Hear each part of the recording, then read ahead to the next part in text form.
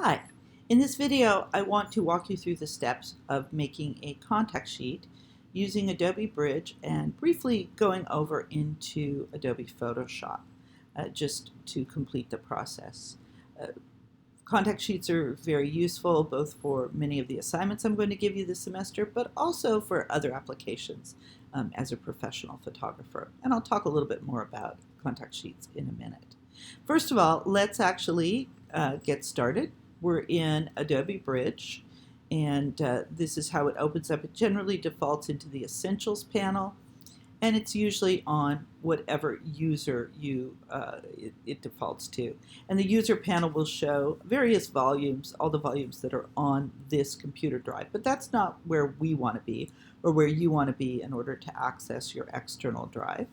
You want to actually go to Computer, and you notice in Computer it's going to show all the drives, including the Macintosh hard drive and any external drives that are plugged in.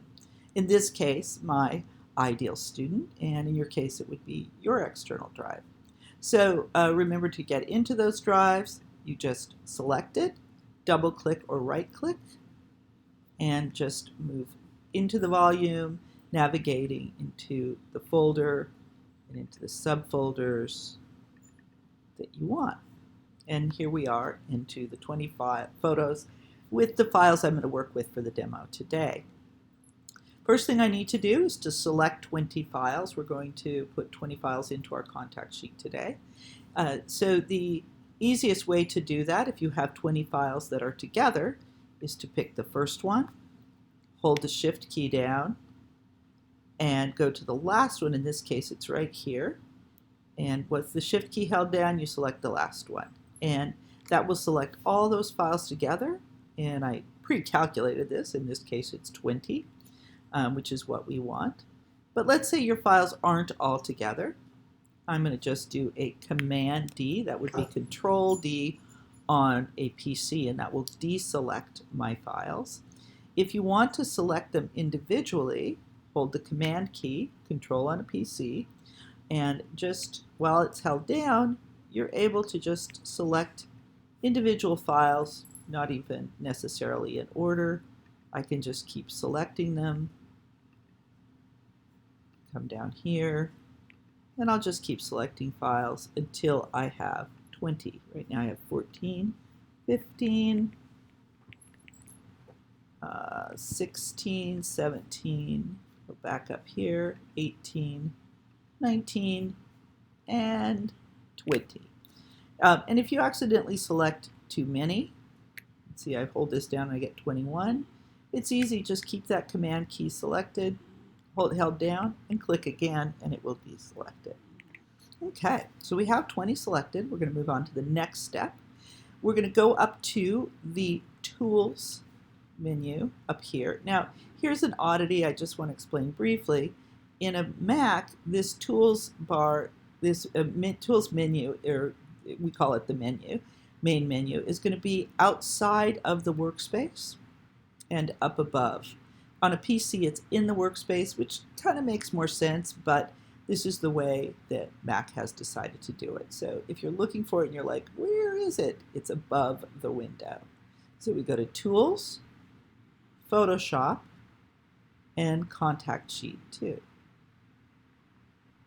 And it's going to launch into Photoshop, and you'll have this new window. This window says 20 files detected, which is selected, excuse me, which is what you want. If none of them are selected, or 3 is selected, or there's some mismatch there, double check that first. It means usually that you didn't select them. Sometimes it means a software mismatch. And you can double check with the lab tech, or if you're at home, make sure that all your different programs are up to date and compatible.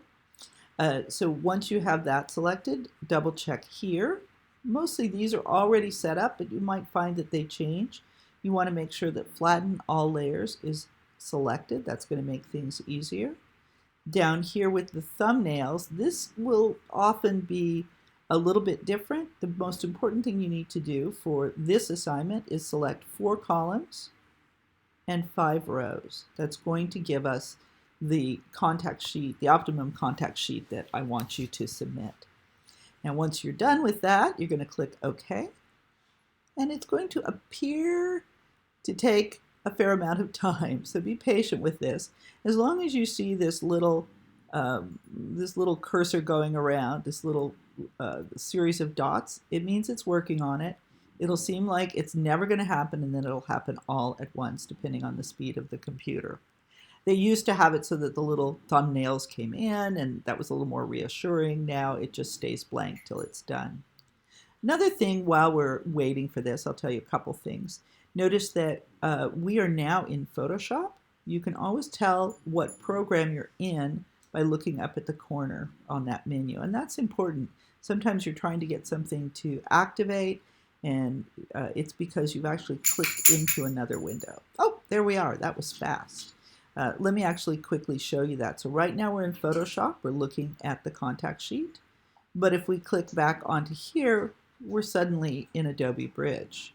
Don't panic. We can go back into Photoshop very quickly. Just pull down and go there.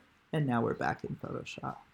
Okay, so we are looking at our contact sheet, which looks complete, but we still need to save it. And there's a couple more steps that I want you to do in order to save this properly. So we're going to go up here to Save As.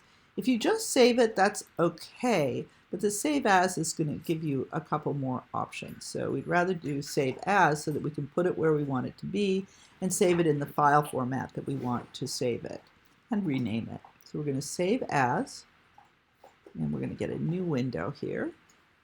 And up here, notice this is highlighted. This is how it shows up in a Mac. It says Contact Sheet 01. We actually want this to be something more specific. I'm going to call it just a sparseness contact and demo. Notice when I do a file name, this is important. You'll see me do this a lot. I don't leave any spaces, but if I want to separate out the sense of the words, I just put an underscore. You can also use a hyphen, maybe a dot, but the tradition is an underscore, and that is very important to make sure that this file will be readable on other computers and other systems. Now the last thing I'm going to do is come down here, and instead of saving this as a Photoshop document, which is a more complex document and not easy for us to read on many different multiple platforms, as I've talked about before, I'm going to click and I'm going to go down and I'm going to make it a JPEG. As you know, a JPEG is a compressed, a simpler, and a more universal file. I also want to make sure before I go any further, I want to check where I'm saving this. So, oops. Yeah, so I'm going to go where. I'm going to click into Ideal Student. And so I'm going to expand this window. There we go. Click into Ideal Student. This window actually contracts and expands, just so you see that. I'm going to go back into all my photos, photo 29 and 20 photos, and I'm going to save it right alongside the other photos, this sparseness. And I'll click Save. Whatever pops up here for now, just say OK. And so here's another thing to notice that's a little bit confusing. It has saved that file, and we can actually come over and take a look at that. We'll do a bridge. We can look at it outside or inside. So I'm going to go into all my photos, 20 photos, and we can look down here, and there it is. The file is saved, but this file is named sparseness contact. Now the file that we still have open is still the file named Contact Sheet 01. That's because we did a Save As. So we now have two files. We don't need them. What we're going to do is just click on this and say Don't Save. That might freak you out, but we don't need it. Just say Don't Save. Sometimes this window pops up. You can just close it up. And there we have it. Now, contact sheets are called contact sheets, I think I mentioned in class, because in the olden days with film, we used to lay the film onto light-sensitive paper and make those contact sheets that way. Contact sheets are used as a reference. Contact sheets are sometimes used if you're submitting images for consideration.